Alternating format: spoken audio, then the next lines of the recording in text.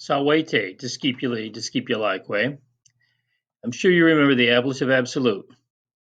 That's when we take a participle phrase like gladius and ventus, the sword having been found. When we put it into the ablative case, gladio and vento, it serves as an adverb.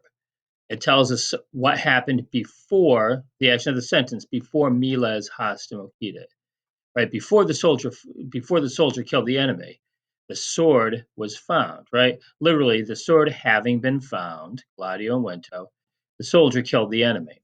Notice that the noun in the that's modified by the participle, the sword here, really isn't part of the sentence. The sentence is the soldier killed the enemy. That's why we have to use the ablative, right? If the sword were the subject, we'd make it nominative. Direct object, we'd make it accusative, etc. But here, this ablative phrase, this tells us when or under what circumstances the sentence takes place. When we use present participle, milite, gladium, and veniente, over on this side, that means that action is happening at the same time as the soldier is finding the sword. The enemy is running away. And again, tells us something about the time or the circumstances. Probably the enemy didn't want to be killed by the soldier with the sword.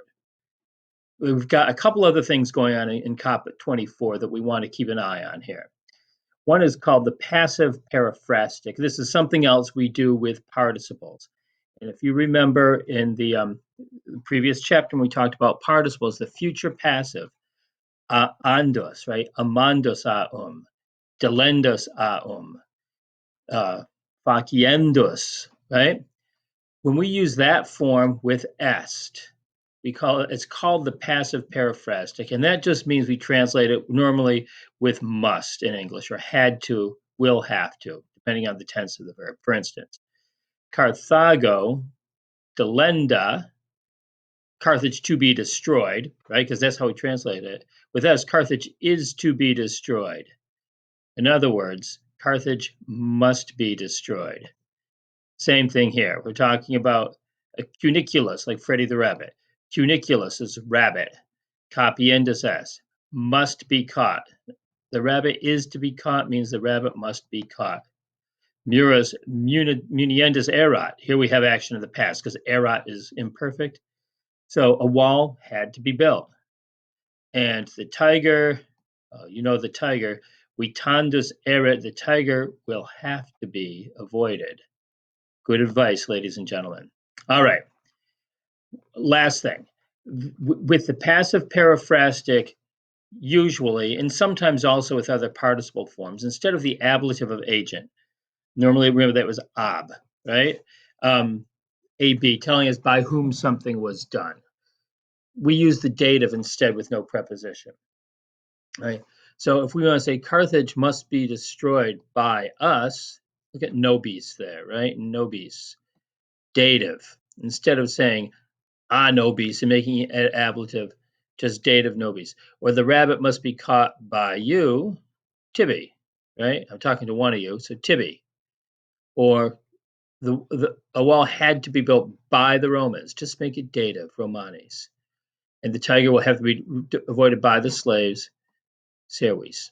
Now, normally in English, we're not going to say Carthage must be destroyed by us. Normally, we'd say we must destroy Carthage. So look out for this. You're going to see this in the translations. And again, it sounds more natural in English to say we must destroy Carthage than to say Carthage must be destroyed by us. We're probably not going to say the rabbit must be caught by you. We'd say you must catch the rabbit. Or muris Romanis muniendus erat. The Romans had to build a wall.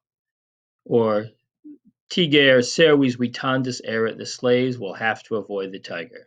All right.